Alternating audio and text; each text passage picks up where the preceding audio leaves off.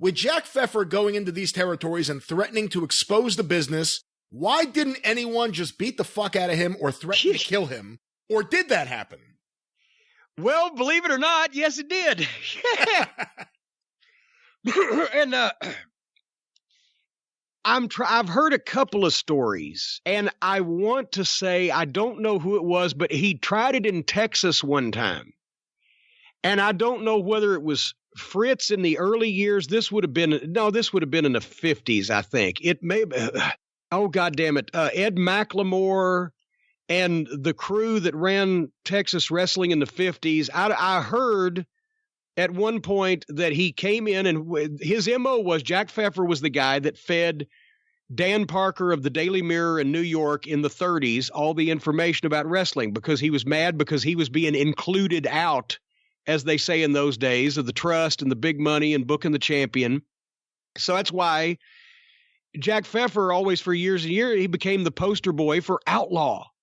Because if he couldn't book Bruno Sammartino, he would book Bruno San Martino. If he couldn't have Bobo Brazil, he would have Hobo Brazil. If he could, he would get even into the 50s, and Buddy Rogers, he was instrumental in Buddy Rogers' earlier career, getting him booked and getting him pushed in these territories because his name still had some pull, even if it was, a negative connotation. And he helped the Fargos. He managed the Fargos for the time in the late 50s when they were back and forth from the Garden to Tennessee and all over the place.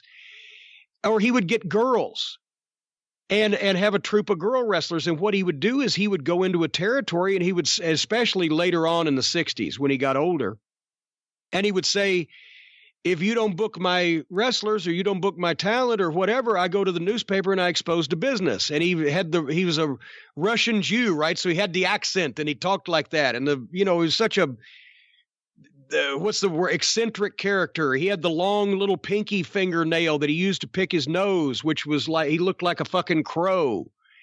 And he never washed his clothes. And he had the halitosis kid. He had horrible BO and breath. And, he was always 30 years out of fashion with the shit he wore. He was just a fucking character, a nut. But one time anyway in Texas, they countered his offer of, if you don't book my wrestlers for 2 weeks beginning such and such, I'll go to the newspaper and expose the business with, tell you what, if you're not on a bus out of town by 6 o'clock this evening, you will be dead in a ditch. and that worked there. And then there is actually at the Jack Pfeffer collection, because he was a pack rat and he saved all of his papers and pictures and these telegrams and letters and everything. And it's not on display, but it is housed at the University of Notre Dame. And that's where Tim Hornbaker and a lot of the historians have been there to do research on their books, because he was that's where my stuff, I guess, will go when I'm gone, is Notre Dame. Maybe John the Hunchback from the post office can... Get it all up there. I knew that one would get you.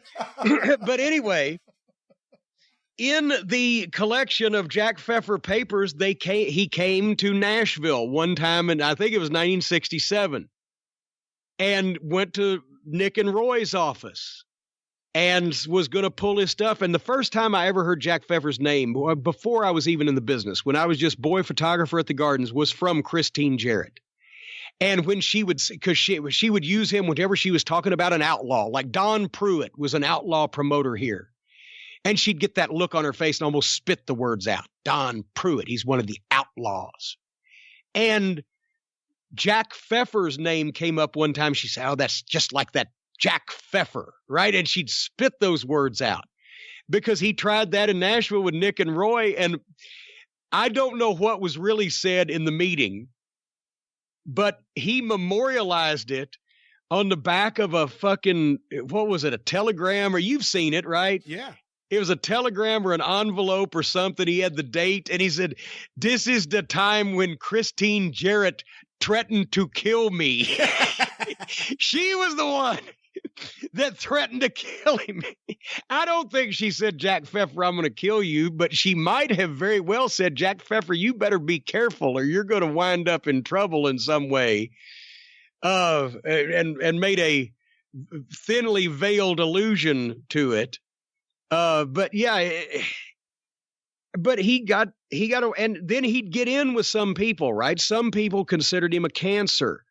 Some promoters, one year he was invited to the NWA meeting in the late 50s, early 60s, even though he wasn't a member, and one of the other promoters quit over it.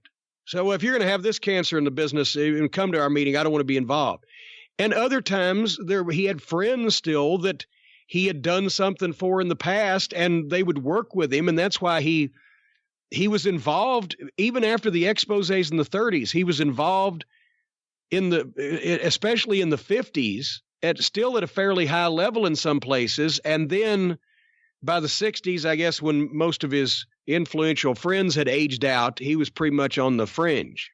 Well, after he left New York, he went to Chicago, I think, and he kind of killed Fred Kohler's promotion. Well, 1962, 63, Chicago had been the greatest city for fucking pro wrestling in North America since Gotch and Hackenschmidt, and he put them all out of business, and Bruiser and Snyder and Gagne ended up taking over in a year and a half. Well, Jim, I actually have here, speaking of promoters that actually liked him, I have a Tony Santos program from 1965. On the front cover, Wildman Fargo, the only holder of 2 world's titles and 2 diamond belts, agrees to defeat Bruno Sammartino and Bruno Sammartino within 1 hour or forfeit the match. And there's a picture of the real Bruno and then one of the bootleg Brunos here. And I say one of because there's a different Bruno Sammartino, Samnartino, in the actual program. But the pictures here, I'll just name some of the names. Luquez, Naldo Von Erich, Whipper O'Connor, Jimmy Valentine, and Walter Valentine. There's a Gorgeous George here who is neither gorgeous nor Gorgeous George. Of course, Hobo Brazil, one of my favorites. Gene Karnitsky. Oh, my God. Cowboy Blatzy. John Paul Herrig. The Boston Bruiser. One of my favorites. This one's just amazing. Vilmer Snader. And, of course, Laverne Gagner. Which is a funny one, too. Oh, Johnny Powders. Can't forget Johnny Powders. Johnny Powders. He was big up there. Tony Santos was an outlaw promotion in Boston at the time when Paul Bowser had gone away. And who was it? Abe Ford took over for the WWF. But Tony Santos, that's where Les Thatcher got started. Everybody, started he was one of the early independents / outlaws that actually lasted a while. But Les Thatcher, Pat Patterson, Chris Colt, Ron Dupree, Terry Garvin. It's interesting. A lot of the homosexual wrestlers of that era actually got their break for Tony Santos. I don't know whether Les Thatcher is going to fucking do you any favors other than Les. Christmas cards after you just grouped him. Well, no, not Les. Not that there's anything wrong with that, but still. But I've talked to Les about that. It is interesting. A lot of these guys, especially if they were French Canadian, it was a safe place to work. Tony Santos was, based on who you believe, maybe into some other things, some other activities, some other interests. And he just wanted to run his shows and make money, and he did not interfere with the lifestyle of anyone who worked for him. So you hear these stories of Ron Dupree having an open relationship and living in Boston, working for Tony Santos, no problem. But boy, I'll tell you one thing. That fucking Laverne Gagner, he was a real pip. See, that one's funny just because Verne's real name is Laverne. Is Laverne, yeah. And there's the story, I think, of whatever happened to Gorgeous George where, Pfeffer's on the phone back in the 40s to some promoter, and he's like, next week on your show for you, I got a new sensation. The Polish giant, like Vladimir Zubapops or whatever the fuck. Yeah. And the promoter said, well, how do you spell that? V-L-A-V-A-L-I. Fuck it, don't book him. But that was wrestling. That was wrestling, and they were all just crazy. That is the definitive book that someone needs to write, the definitive Jack Pfeffer biography. I know Tom Burke has toyed with the idea in the past, but someone who actually knows the history already, was maybe even around like Tom Burke was, and then can go to Notre Dame and just go through all those archives. That would be the most entertaining wrestling book of all time, as well as one just filled with great history. Oh, I mean, because the stories are endless, and Jack Pfeffer shaped the modern idea of an outlaw promoter and an outlaw promotion. And actually, maybe even the modern way of presenting a gimmick. Yep. He was the gimmick machine. And maybe Jack Pfeffer has either returned from the grave or has somehow is haunting the business still. And that's why all these fucks are trying to get away with all this shit, because they want to make Jack proud. Jack Pfeffer never even did the Invisible Man. No. And if he didn't do it, that says a lot, because he did That everything says a else. lot. He did everything else.